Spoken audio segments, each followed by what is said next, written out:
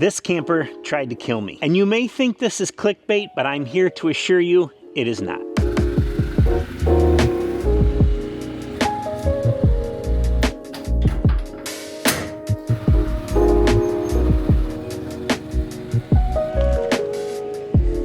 I built this camper a few years ago, and I don't use it every day, so it stays inside my shop, out of the elements and out of the sun. One evening I came out to do shop things, and there was a really strong acidic fume smell in here. So strong that I had to put up the doors. And this is a big room. Upon further investigation, I realized it was coming from my camper. When I opened this back hatch here, I realized that the battery was boiling. If I was inside this camper, or worse yet, my wife or kids, one of them wouldn't have woken up. I used to own a 23-foot RV.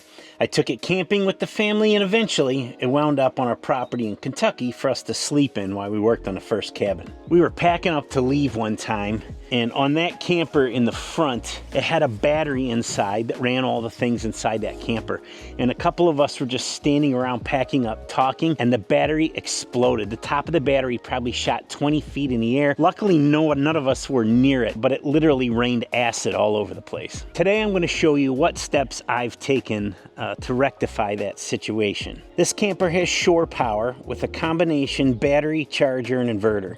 I was leaving it plugged into the shore power all the time to maintain the battery. As best I can tell, the charger, which is supposed to have an auto shut-off, failed. There's enough light coming in through the shop windows that the solar panels on top were getting power, and it was charging from two sources. So I own a construction company in real life, and we do roofing, siding, soffit fascia gutters, windows. And one of the selling points we have for homeowners is that if you hire us to do all that trade instead of separate contractors, if there's a problem, you know who to blame. So this is kind of the same thing. When I buy a whole bunch of components and put them all together and there's a problem, I don't exactly know who to point the finger at.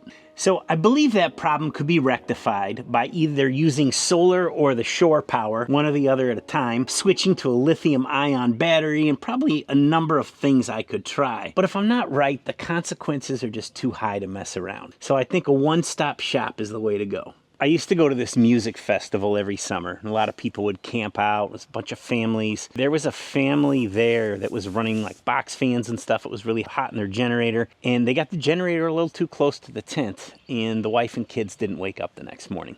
The dad did. I cannot imagine what that would be like over something that's just supposed to be a fun time with your family, and their lives changed forever.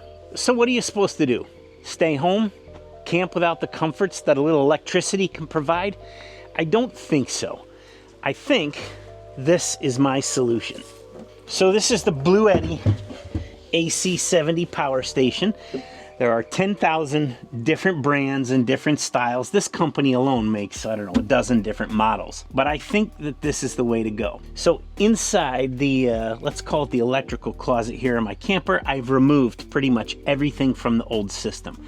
I've kept the shore power, but that will be purely with these two cords or a power strip. If I want to run a box fan, space heater, something like that, that requires 110 power, we will either plug it into the power station, a bigger one, generator, power at the campground, and we'll come straight out of here.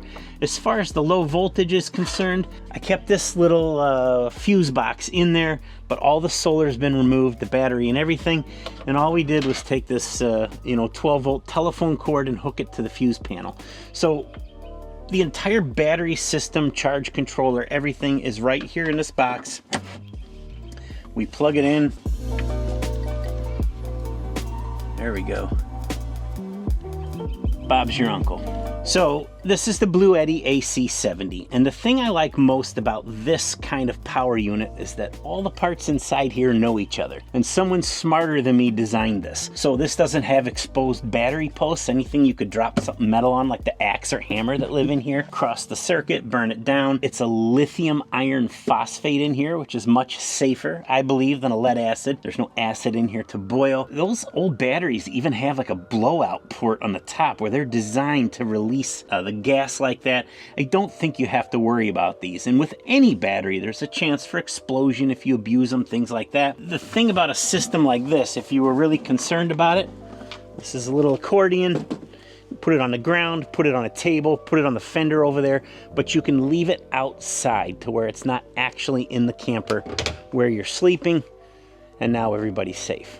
So in my camper, I have kind of all the mechanicals, if you will, in this separate little room here. So it does keep it separate to some extent. And myself, my family, and thousands of other people have slept with units like this inside the tent. But it is an option to pull it out if you're concerned about it. You know, if it was going to rain, something like that, it wouldn't be a good idea to leave this outside. But I suppose do your research and whatever you're comfortable with. I think regardless of where this setup is a much safer option. Also, when you're done, you can unplug it. So these units, you can either charge them up before you go. So if you're going for one night, this 1,000-watt power station is more than enough to run these LED lights. It probably run them for a week. If you got a fridge or something you want to set out here, plug into it. Of course, that's going to deplete the battery life a bit, but you can plug this thing right into the shore power as well to charge it if you have it. I've got solar panels here. These are the leads coming off of them. I don't think I'm going to use these for now, but they do make them for this that you can plug in while it's running. They're made by the same company, and they will tend the battery while you're using it, charge it when you're not, and you can go indefinitely, I guess, that way, because it only takes a couple hours to charge this from dead. This little fridge here, this Set Power RV45, I got this fridge. It's a really useful fridge, and at $400, it's kind of a budget buy. The reason I bring it up now is the last time I went to Kentucky, I left it plugged in like it is now into the wall to get it cold, and then I throw the food in it and we roll out. I plug it into the bed of my truck. I had it sitting on the tailgate plugged in, and I pulled away and it fell off the truck. Got a couple scratches in here and a little dent, but it survived really well. And then to top it off, I went to the Badlands and went four-wheeling with Brad and Gavin and a couple guys. And when I got back, I wound up leaving a whole pack of hamburgers in that cooler in the back of this black truck in the cab for a month. So I got it all cleaned out, and now I've had the thing soaking with bleach water to try and smell like a dead raccoon in there, trying to kill it all off.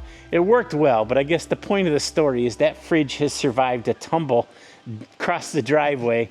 Rotten hamburger. It's been sitting with bleach in it for, I don't know, a couple days. Hasn't leaked. I don't know how else to test a fridge out better than that, but if you're looking for a, budget $400 fridge, highly recommend the Set Power. So that's it. Safe and sound. I don't know why I didn't start with something like this to begin with. I think it's less money and far simpler to hook up. But you don't know what you don't know, and now you know. Be safe.